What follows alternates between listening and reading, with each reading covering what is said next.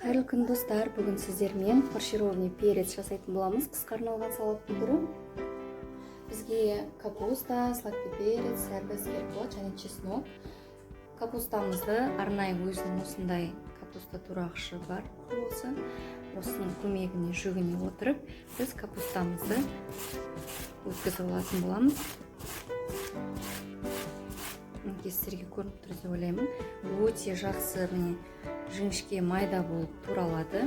Осының көмегімен барлық капустамызды біркелкі етіп өткізіп аламыз. Яғни қатты жерлерін біз алып тастаймыз. Оны қазір видеоның соңына қарай көрсететін боламын. Іздеп тастасаңыздар, квашеный капуста өте керемет тамақтармен желенген.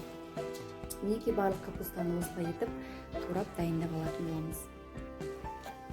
Бізде мінекей капустамыз дайын болды. Ендігі кезекте сәбізді мінекей көріп тұрғандарыңыздай өте ұсақ майда, терканың майда түрінен өткізіп аласыздар. Яғни менде мына өзімнің жақсы көретін осы бір тастамайтын теркам бар. Осының мінекей көріп тұрсыздар ма, үлкен, енді ең кішкентай майдасы міне осыдан өткізіп алатын боламыз. Енді өткізіп алғаннан кейін капустамызбен сәбізімізді жақсылап тұрып араластырамыз.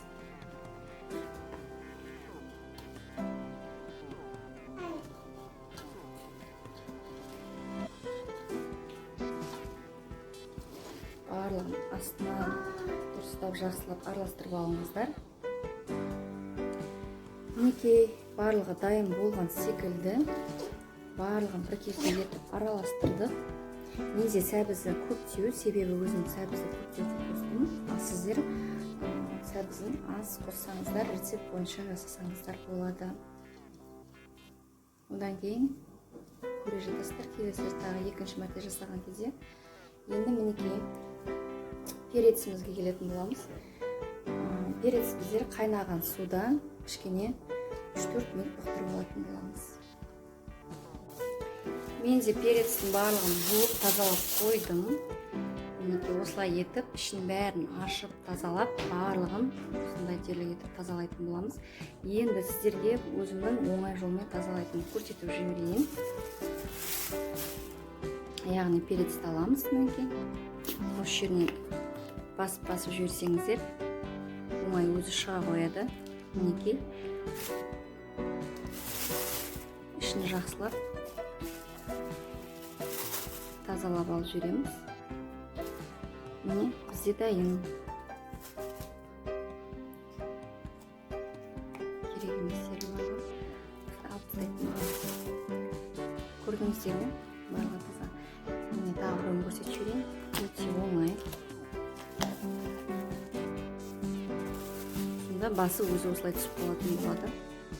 Мүмкін білерсіздер, мүмкін кейбірлеріңіз білмейсіздер. Бұл да бір сіздерге көмек болсын деп жатырмын. Мен осылай тазалаймын.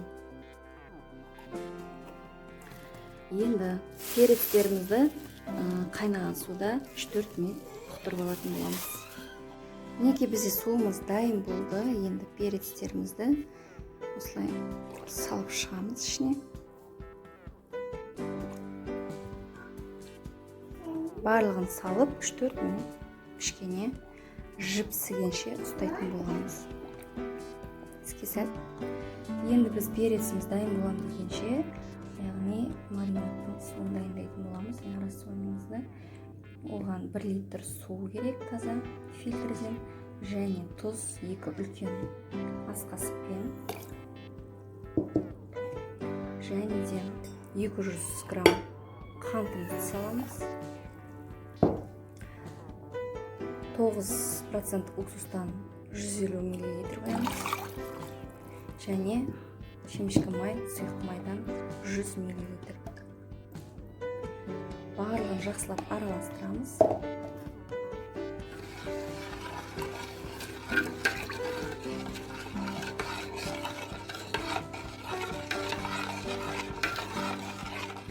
Сіздер 2 литрға бөлшеп алсаңыздар болады.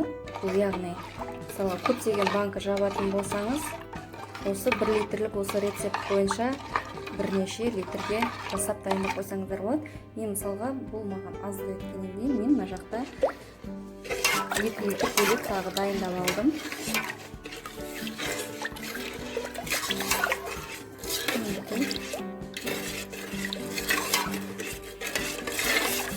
Жақсылап араластырып қоямыз.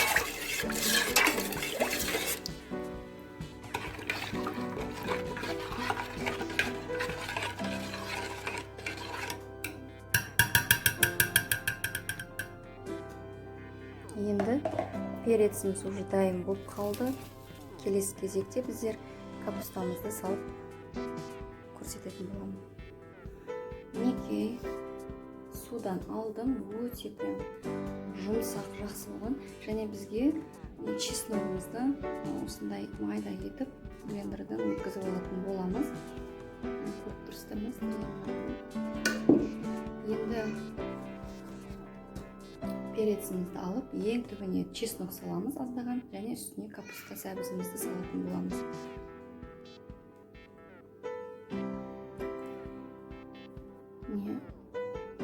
Аздаған осындай көлемде чеснокты алып, бұдан да аз қылып салсаңыздар болады, өз қалауларыңыз бойынша. Ең түбіне сала отырып, үстіне капустамызды саламыз.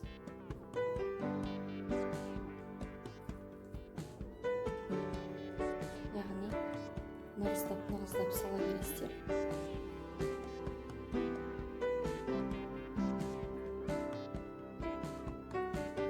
Осы жарайды.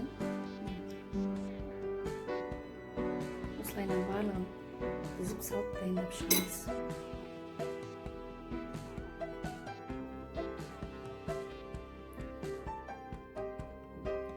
Чеснокты мен өзім кішкене көбірек салам. Негізінде азғантай салсаңыз да жарап жатады.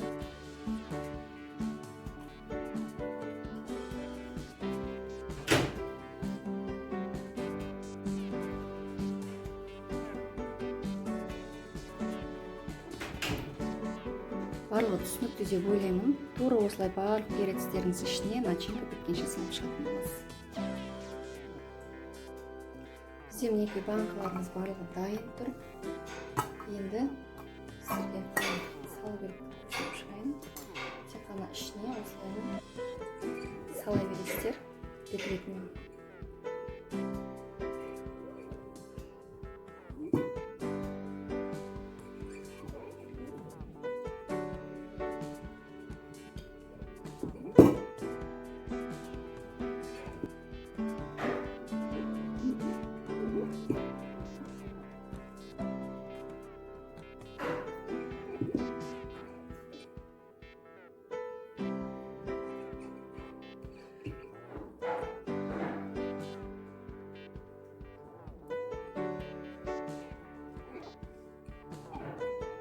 Basmadım. Yani geçen kişini şöyle salacak.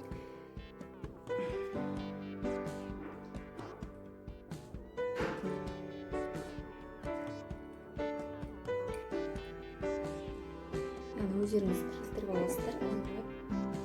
Bir-birinden ürüyesini tabatını alıp sınav жүргізіп сырматын секілді.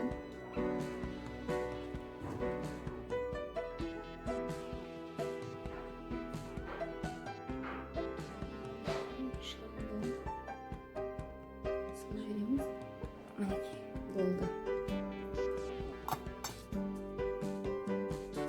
Тура осылай етіп барлық банкіге тізіп салып шығатын боламыз.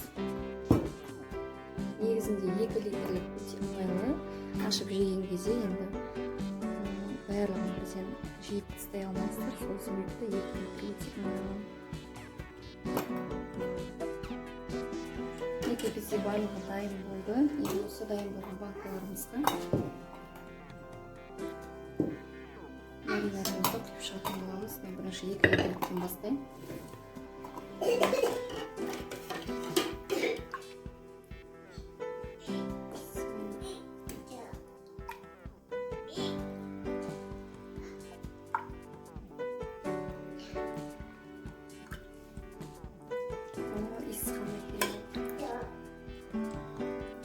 Исінің өзі күшті.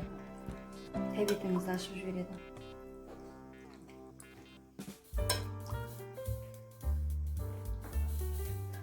кастрөлімізге аса қатты толтырмайық, себебі газ қайнаған кезде кедергі келтіруі мүмкін.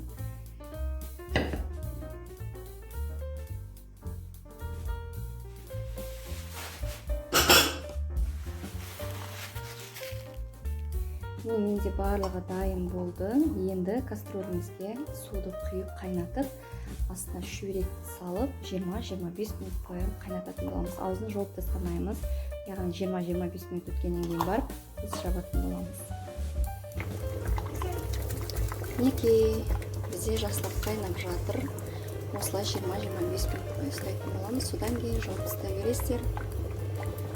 Дайын. Бізде мінекей дайын болды. Барлығын аузын жауып, осылай төңкеріп, бетін жылы шүберекпен матамен жауып қоятын боламыз. Мінекей бізде бір түн бойына тұрды. Енді дайын болған банкаларымызды бұл өріпке сақтайтын боламыз. Жасап көріңіздер, өкінбейсіздер. Сіздермен болған Зухра Қуанышбекова. Каналға тіркеліп лайк басуды ұмытпаймыз. Жақсы, сау болыңыздар. Барлықтарыңызға ас болсын.